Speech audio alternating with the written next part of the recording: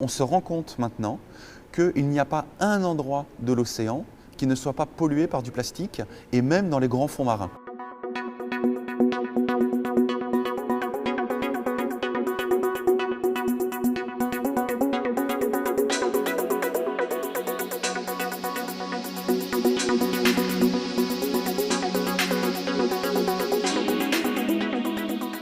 80% de l'océan reste inexploré, c'est même plus. Le chiffre, en fait, c'est que 20% des fonds marins ont été réellement cartographiés à une résolution fine. Et en fait, plus on va loin des côtes et profond, moins on connaît réellement comment l'océan fonctionne. Les moyens d'observation pénètrent très mal la mer, et donc en fait il faut s'y rendre avec des engins comme des sous-marins pour pouvoir observer ce qui s'y passe. Et donc les conditions sont très difficiles pour pouvoir y rester longtemps. Donc on fait des observations parcellaires de la mer, et donc on connaît encore très peu sur l'ensemble de l'océan.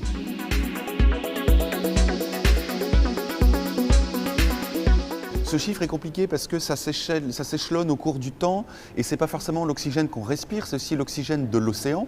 Donc pour les organismes marins qui ont besoin de prendre l'oxygène dans l'eau. Donc oui, de par des organismes photosynthétiques en mer qui sont extrêmement nombreux, petits mais très nombreux, l'océan produit une part très importante de l'oxygène mondial.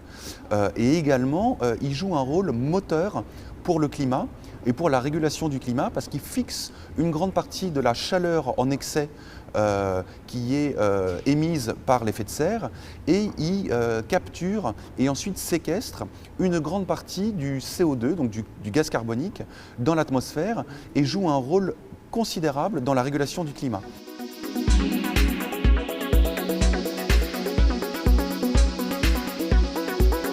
Il y a ce qu'on appelle dans l'océan un déclin global de la biodiversité. Et elle est en déclin de par un excès de l'intensité des activités humaines, une augmentation du nombre d'activités humaines dans l'océan, et une croissance considérable des zones qui sont maintenant exploitées. Et donc récemment, l'IPBES, qui est un peu le GIEC de la biodiversité, a regardé quels étaient les facteurs principaux de la perte de biodiversité en mer. Et le premier est la surexploitation des ressources, en particulier la surexploitation par la pêche. Et donc c'est quelque chose qui est relativement... on connaît les solutions, il faut une gestion durable de la pêche, et c'est important à mettre en place.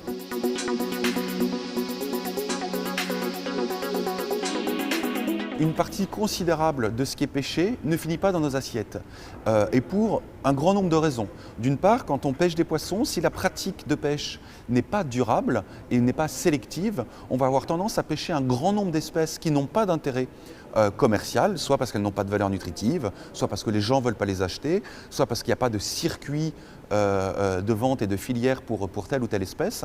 Et donc très souvent ces espèces vont tout simplement être rejetées en mer alors qu'elles sont déjà mortes. Donc c'est une première raison. Une deuxième raison, c'est qu'on va aussi pêcher pour nourrir des poissons d'aquaculture.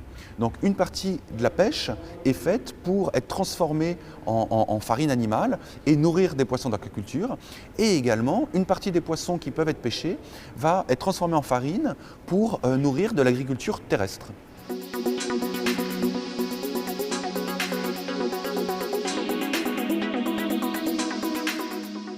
Alors, le continent plastique qui flotte dans le Pacifique est, sans faire de jeu de mots, la face émergée de l'iceberg. C'est-à-dire qu'on se rend compte maintenant qu'il n'y a pas un endroit de l'océan qui ne soit pas pollué par du plastique, et même dans les grands fonds marins.